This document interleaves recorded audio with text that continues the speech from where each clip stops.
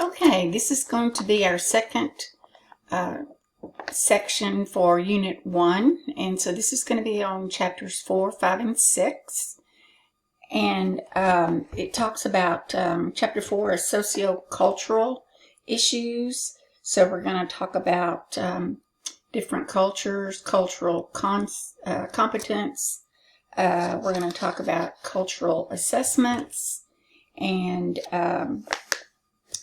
characteristics of cultures. So culture is the learned pattern of behavior that shapes our thinking and serves as the basis for our social, religious, and family structure.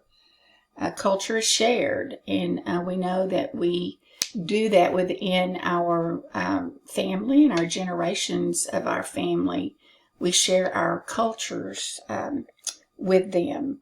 A culture's belief system develops over these generations, and it's formed by feelings and convictions that are believed to be true. Belief systems can be found in a culture's political, social, and religious practices. So you know that from your family. You've learned what you believe is culturally correct in social settings, religious settings, your belief settings. So that's what a culture is. And they strongly influence the things that we do, the things that we accept, the people that we associate with. And so we know our patients' their culture can be very different from ours. So you can have some cultures, as you know, that are paternal and led by the father or the male dominant figure. Some are maternal, led by a mother or grandmother, an older sister, and an aunt. And so you have to just remember, especially, well, really any floor, but in the ER especially, it's so high-paced that you have to be aware of that. And you may have a patient that comes in that is a lady and only wants a lady to be around when she's assessed. And if it's a rural community and there's just very few nurses, sometimes that can be a challenge. But the family member usually lets you know if they have a specific belief and they want that to be followed. So on table 4, 1, characteristics of a culture, as we talked about, they're learned, they're generational, they're transmitted, we share them, they're integrated into all aspects of our life. They can contain ideal and real concepts. They're ever-changing, and individual behavior is not necessarily representative of the culture. So sometimes, even if your culture says you must marry within the same nationality or culture, sometimes kids don't do that, and so they don't necessarily follow the representation of their culture, but most generally I think they do. Disease is a condition in which a physical dysfunction exists, so a physical dysfunction, whereas illness includes social, emotional, and intellectual dysfunctions. So when we talk about mental health, mental illness, can be social, emotional, or an intellectual dysfunction. Culture has no effect on disease, but illness and its attendant behaviors are strongly influenced by culture. So illness certainly can be influenced by one's culture. Then we talk about our cultural assessment, and I've already sort of touched on that with the ER patient, but you would, as you take care of your patient, you want to be sensitive always to their culture, to their wishes, to their requests, what their families bring in, how the family interacts. All those you're going to be absorbing and monitoring and assessing, so that you are completing a cultural assessment on your patient. Clients communicate their emotional status based on their cultural backgrounds. In some cultures, verbal expressions of emotion are approved. So let's say somebody passes away, there are some cultures who are very demonstrative with their mourning, and some cultures are very, very quiet. And some cultures spend days before they bury their loved one, and other cultures, they do it very quickly. And I've met both. So you will see, as your patients, you will see both of those types. We talk about the concept of time.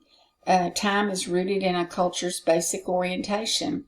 Culture's orientation to the past strive to maintain the customs and traditions of previous generations.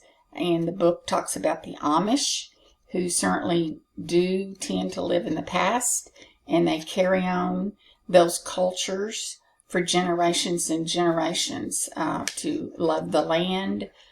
They don't want to harm it. They don't use electricity. They dress very moderately. They share their food. They grow their own food. So they have very many generational beliefs over time. Clients who have mental dysfunctions frequently have misperceptions about time. An inability to tell the difference between day and night can exist, and difficulty following schedules is common. Problems with time may be based in the client's cultural orientation or the psychiatric illness. Until the caregiver can discover the difference, the delivery of effective care is difficult. So certainly with patients who have brain either injury, or they have some Alzheimer, onset Alzheimer, or something like that, they definitely have problems with time, not knowing, understanding if it's day or night, that sort of thing. And so the caregiver, it's very difficult for them to manage sometimes the care of that patient. So space and territory and time get very difficult for people who have a mental dysfunction. And gender roles, we talked a little about that, about the maternal, paternal. There are cultures that are very paternal, and you need to know that and sort of understand that the male is going to make the decision about the patient's medications. He wants to be there if the physician talks to the female patient. And so you just have to realize that and try to work as best you can. A person's genetic makeup is largely determined by racial group. Physical appearance, metabolic activities, enzyme functions, and susceptibility to disease are all influenced by racial factors. An example the book uses is sickle cell anemia, commonly found in African Americans, but rarely in white Americans. Lactose intolerant is common with African Americans, American Indian, Asian groups, yet it is rare in Northern Europe. So genetically, many health problems are passed on through that racial group. Hispanics, in my experience, had a high incidence of renal failure and high blood pressure, diabetes. I think white Americans probably have a very high incidence of diabetes. So our genetic makeup certainly has something to do with that.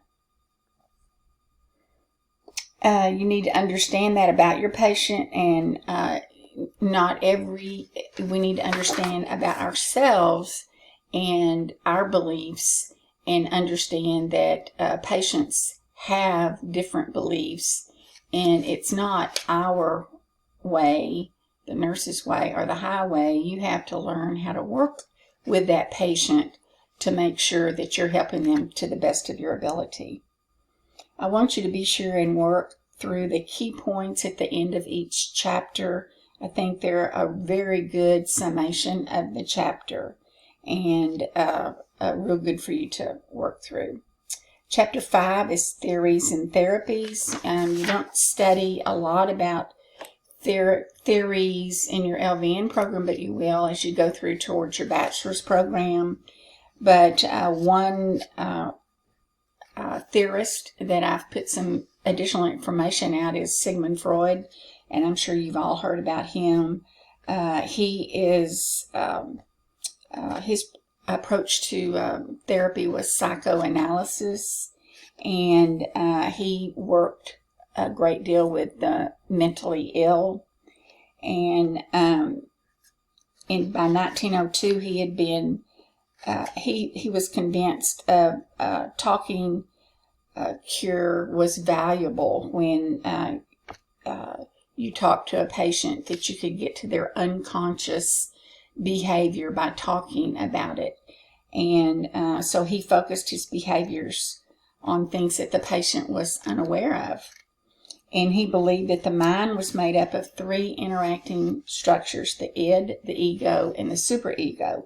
And the id was a storage site for early childhood experiences and the instinctual drives for self-preservation, reproduction, and association with others. So that's your id, and it's your unconscious. And I tell the story of when I was very young. I think I was about 4. My dad was ill, and we lived in the heart of Dallas. And he sent me to the corner little grocery store. Back then, you walked everywhere to get a can of soup. So he probably gave me $1, I don't know. And as I was walking home, 2 boys jumped out of a tree and stole my change. And I've never forgotten it. And that's buried back in my subconscious. And I think over the years, it has caused me to be not fearful, but cautious, I think is a better word, of my surroundings, that things like that can happen. So that's what Freud was talking about. All the things that happened to us when we were younger get put back into that id part of our brain, and then it affects the way we work through our lives. He talks about how infants start crying and demanding attention, and so what do? We give them something to eat, we rock them, we hold them, and he calls that the bundles of id. That's the pleasure that's put back into the back of their little brain. The ego is part of the mind in active awareness and conscious mind. It is developed when we're about 2 years old, and it's reality-based. The superego is the last to develop. It is our attitudes, values, role expectations, taboos, rules, ideals, and standards, and that all forms the superego. There are 2 parts to the superego: the conscious, which punishes through guilt and anxiety when behaviors move away from its standards, and the ego ideal, which rewards with feelings of satisfaction and well-being for good.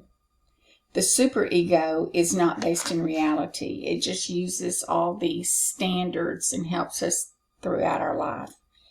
So Freud also then worked in dream analysis, and a lot of people have written books, etc., on dream analysis and what your dreams mean in your self-conscious.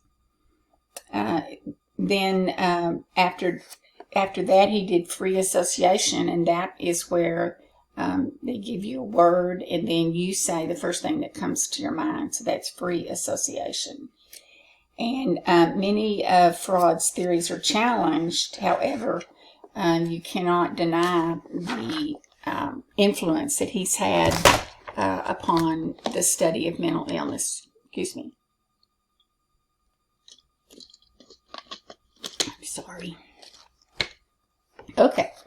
Common defense mechanisms. That is on table 5.1. Now, these you need to know. Throughout your entire nursing career and in your daily lives, you are going to experience people who behave certain ways, and you're going to need to understand why they're doing that. And this table is a very good representation of common defense mechanisms that you will see people do. Compensation is one. A girl thinks perhaps that she can't sing, and so she learns to play the piano very well. So she's compensating for the fact that she can't sing. Displacement is where you redirect energies to another person. So a husband comes in and he's had a bad day, and he shouts at his wife, and then he fusses at the dog. And so he is displacing his anger at the poor little dog. Identification, that's where people start acting, dressing, behaving much like somebody that they identify. So an example would be Taylor Swift and the young teenage girls, preteens, who identify with Taylor Swift, and or anybody else to that. Rationalization, a student justifies failing an exam by saying, I didn't have enough time to study, or I had to work, or whatever. Restitution is giving back to resolve guilt feelings. A man argues with his wife, and then he goes and takes her out to eat, or buys her roses, or whatever. Suppression would be when you want to forget about something, and so you just suppress the facts. If you were hurt as a child and you don't want to think about it anymore, you suppress those feelings. If your mama had cancer of some sort, you tend to then forget to get a mammogram or a scan or whatever. You suppress those bad feelings that you don't want to talk about anymore. And be sure and read the rest of those pages about Erickson. I think we've talked about that in previous. I'm sorry, y'all. Something in the air. Previous Erickson stages of psychosocial development. I know you've been tested over some of that: industry, inferiority, intimacy versus isolation, and all of those. But you need to keep studying that, because those are very important stages of life. We talk about the humanistic theories, and that's when you theorists talk about the whole body, mind, body, spirit, holistically. So those are humanistic theories. They're multidimensional and help us adapt through changing of our environment.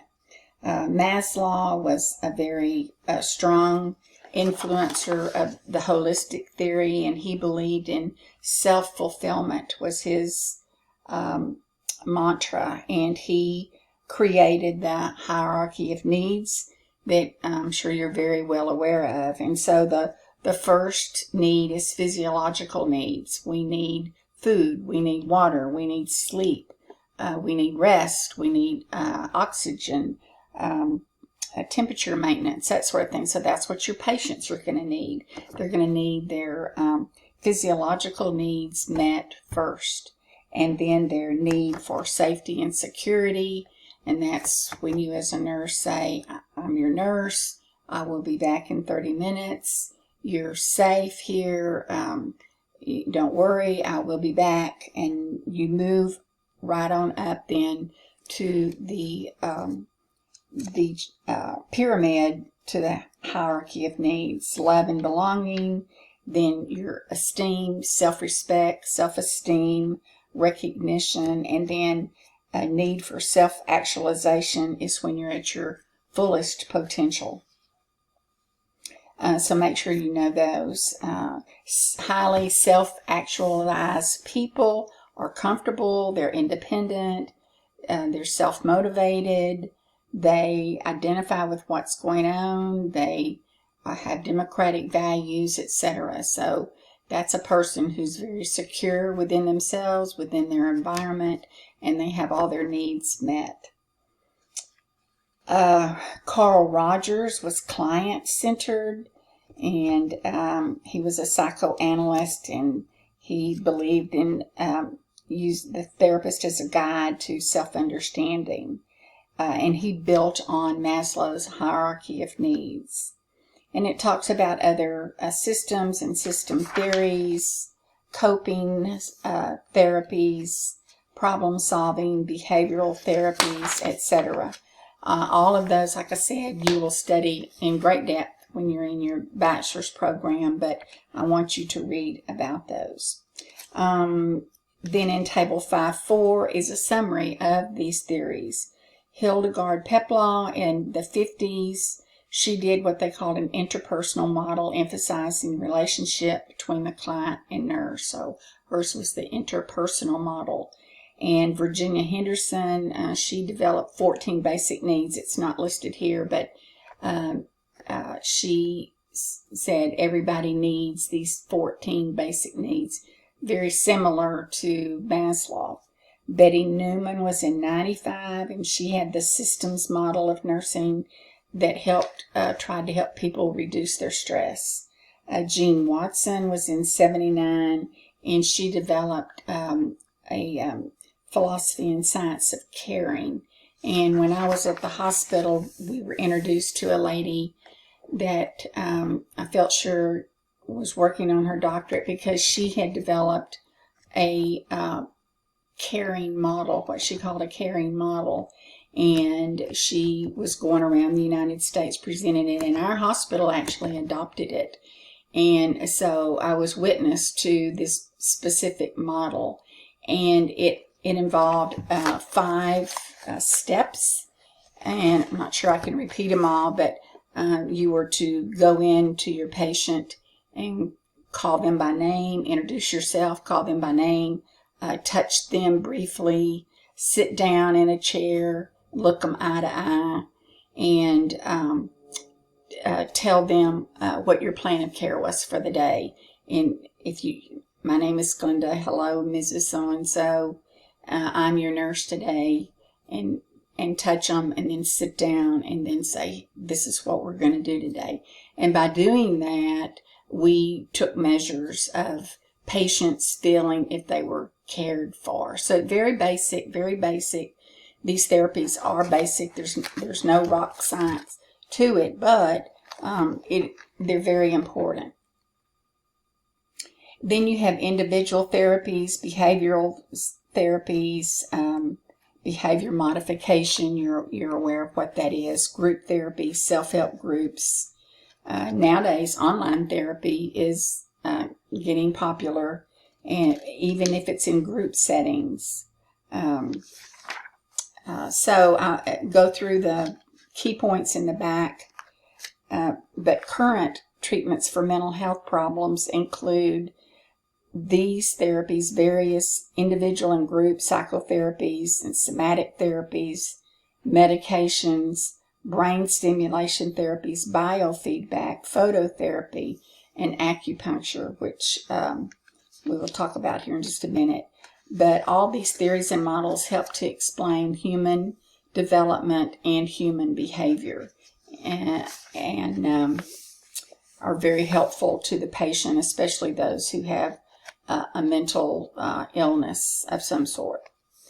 Chapter 6 is about complementary and alternative therapies. That's called CAM, C-A-M, in our textbook, and there are all kinds of different therapies that are delivered and what we talked about holistically, to the mind, the body, the spirit, trying to look at the whole body and develop these body-based CAM therapies.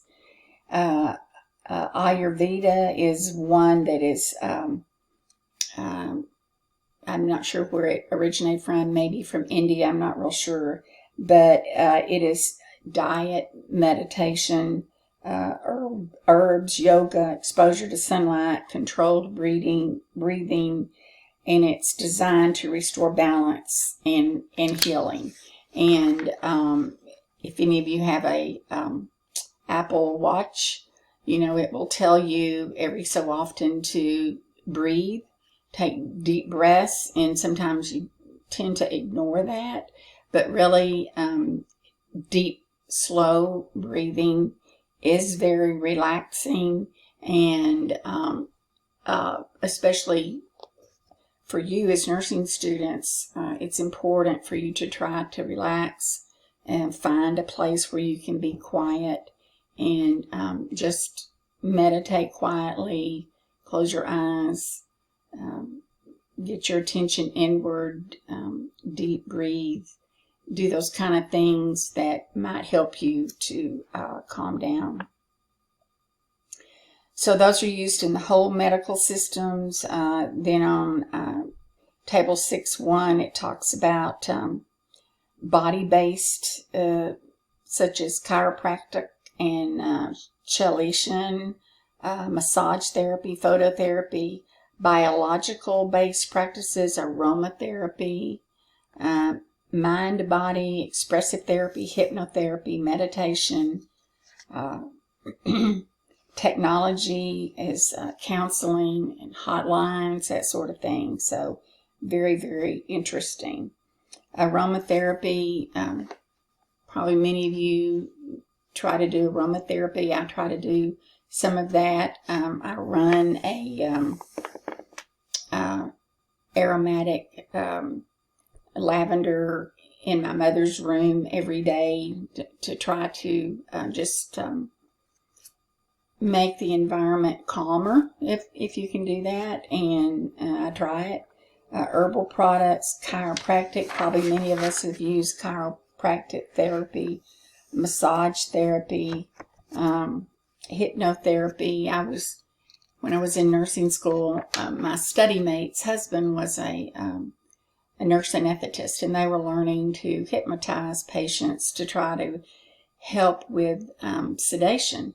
And they tried on me, and I never could be hypnotized. So I don't think I ever calmed down quite enough, but some of you may have tried that, either for smoking cessation, diet control, relaxation, that sort of thing. Expressive therapy through coloring and artwork. That's kind of what I do nowadays. I try to do painting to give myself time to myself and help me express myself. So I think all of those are good for relaxation and visualization. So you can imagine if you have a client who's there with very high stressed or completely worn out and coming in with mental distress, remember some of these things. And if nothing else, just deep breathe. Try to get them to deep breathe and meditate. I'm so sorry. Biotherapies, acupuncture is one. My husband tried that when he went into atrial fib many years ago, and that didn't work, but we tried it anyway. Color therapy, therapeutic touch, all of those. Animal-assisted therapy is another good one that you see people who bring pets into long-term nursing care, and it helps relax the patients. I always worry about those that don't like animals, and does that cause distress? I guess they let them know before they come in. But I have had patients who, recently a friend who was in ICU and up here in McKinney, in a big McKinney hospital, and they brought her dog in because she was so sick, and the dog loved it and she loved it. So it was very, very sweet.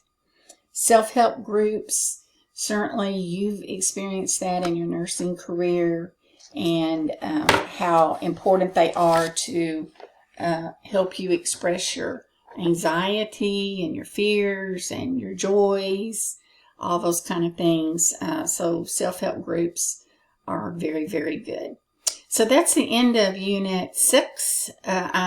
chapter 6, the first unit for this summer of mental health, and study chapters 1 through 6. Thank you.